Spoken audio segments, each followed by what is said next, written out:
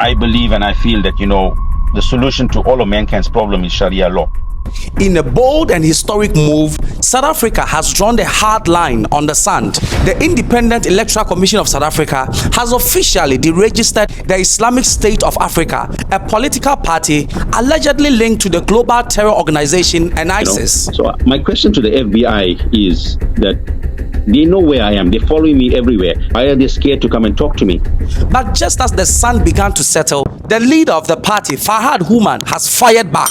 He is denied all allegation to ISIS, called the accusations baseless, and vowed to fight the ICE decision through an appeal. Now the nation finds itself caught in two powerful forces, the defense for democracy and the demand for justice. Which of them are you bargaining for? In this video, I seek to break down the history and the story about how Farhad Hoomer got linked to ISIS and the steps that he has taken. Don't forget to like, comment, and subscribe if you like this video and many other videos like this. My name is Kweku Africa. Subscribe to the YouTube channel. Now let's get into the video. Guys, if you've enjoyed this video so far, please do me a huge favor and hit the like button and subscribe. These videos take quite a long time to make, so if you could help me out, I'll love you forever. Thank you all for your support. Now let's get back to this crazy story. As South Africa goes to the polls, the Independent Electoral Commission has confirmed the disqualification of Farhad Hoomer's Islamic State of Africa political party, and they gave three basic reasons. Now, the first reason, the commission stated that they have received over 200 official complaints from the general public, many of which question the proposed party's name, Islamic State of Africa, and their objectives. Some even think that it is even linked to ISIS and notorious groups. But Farhad Hoomer insists that the Independent Electoral Commission should not let the concerns of people outweigh the support that the party has gathered in South Africa. And that brings us to the objective of the Islamic State Party. What is the objective of the Islamic State Party? Now, one of the biggest things they intend to introduce is the introduction of Sharia law. Now, according to Farhad Hoomer, Sharia law will be the cure for all the rapes, all the killings in South Africa.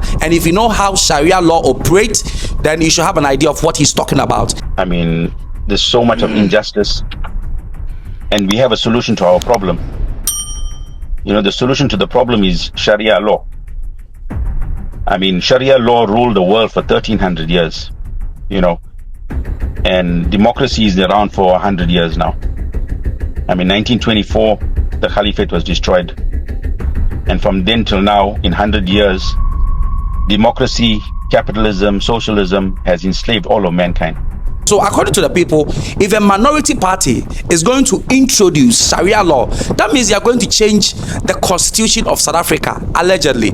And that's one of the reasons they gave. Now, number two, the Independent Electoral Commission also stated that Farhad Hoomer's application lacks sufficient information on the number of verified voters who had expressed support for the party's formation. And this is a requirement under South Africa's electoral laws that every political party should be able to fulfill. But Hoomer responded, saying that the Independent Electoral Commission rather misunderstood part of that application. The commission also revealed that certain sections of the submitted document failed to meet compliance standards. According to the Independent Electoral Commission rules, new political parties must demonstrate a clear and lawful mandate supported by a minimum number of registered voters before approval is granted. And this, they say that they failed at it. But now let's come to why, Farhad Hoomer is facing all of these and all of these rumors. So I'm going to take you through this. Now, Hoomer and some other people or his associates have been named by the American Treasury as being linked to ISIS and even financing ISIS operations in Africa. The US Treasury says it has identified 4 members of an alleged Islamic State cell operating in South Africa. This comes just over a week after the US warned of a possible terror attack in Sandton. Durban businessman Farhad Hoomer and 3 of his associates are accused of providing support to ISIS. Hoomer and 2 of the men were arrested in 2018 for being behind a series of bomb attacks in Durban. The US Treasury has now imposed sanctions on the 4. This means they've been blocked from doing any business with interests in the US. Now, apart from that, Hoomer and his associate in 2018 in South Africa were also arrested and charged with plotting to plant series of bombs in Durban in South Africa. In 2018, Durban was on edge. A murder at a mosque, explosive devices planted in retail stores, and the word terrorism frequently popping up. The Hawks made what it called a breakthrough exactly 3 years ago. They arrested a Durban businessman and 18 others in connection with the crimes. Soon after, 7 of them were released. And in 2020, after lengthy delays, the court threw the case out altogether. But later on, the case was dropped in 2020 when the prosecution failed to gather enough evidence. The case against Hoomer and other suspects were eventually dropped in 2020 because of delays by the prosecution submitting enough evidence. But Hoomer didn't stop there. He went further to sue SAPS and demanded 157 South African rands for damages. This story now, the accused initially linked to the 2018 bombings in Durban are now demanding almost 157 million rand in damages from the SAPS. Farhad Hoomer and his co-accused were arrested after several devices were found in the city, but in 2020, all charges were dropped. ENCA senior reporter Desan Tathia spoke to Hoomer. Why would, out of all of the people in Durban, the police target one Farhad Hoomer? Thanks for having me, Hassan. That question I've been asking for 3 years, and I still didn't get my answer. I like to ask the cops the same question: why was I targeted? I mean, after targeting me, they haven't returned any of my goods back as well. Now, Hoomer and his co-accused want payback from the National Prosecuting Authority and the SAPS. For the past 3 years, I've been down to 10% of my turnover. So the claim that my legal team has put through, I think it was 156,900,000. But I feel I should get more because, I lost a lot of money in this past 3 years.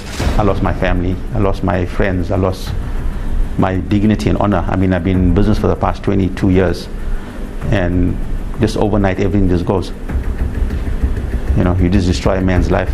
He also revealed that the tag on him as a terrorist has cost him a lot of damages. In fact, his wife was even invited.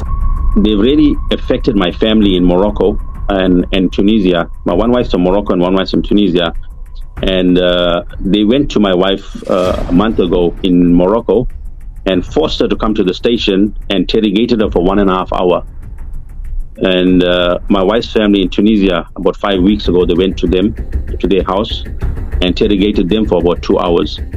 So the families are terrified overseas. My kids are terrified in Morocco because they came home and they asked the wife to come to the station and they interrogated her for 1.5 hours. And she was so upset. And they asked her not to tell me that they came home, So my question to the FBI is that they know where I am. They're following me everywhere. Actually, last week I was actually chased out of one of the hotels in Morocco because the FBI was taking photos of my car and me, and the car guard went and told the owner of the hotel that there's FBI around, and the owner of the hotel kicked us out of the hotel.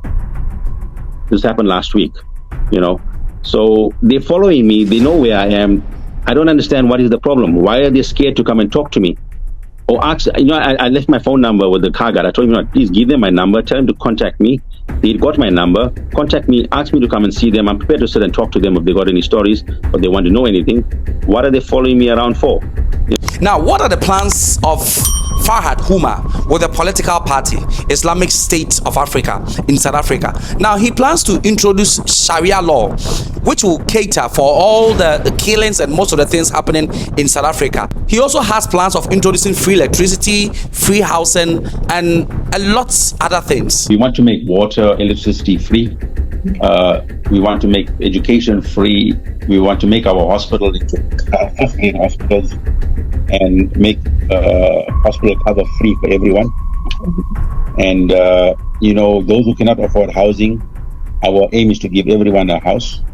We cannot allow people to sleep on the streets. This is unacceptable. Every 12 minutes, a woman is raped in South Africa. This is a sick world we're living in. In South Africa, not the world. Less than a minute in the world, a woman is raped. This is democracy, capitalism, socialism. Where's the justice? I mean, are we not, even animals don't live the way we're living. This is not just a question of one man or one party. This is about what kind of nation South Africa is willing to become. Is democracy strong enough to shut down the doors of extremist ideas, even when they come dressed in suit and legal violence? Don't forget to leave your comment in the comment section. It's a wrap for today.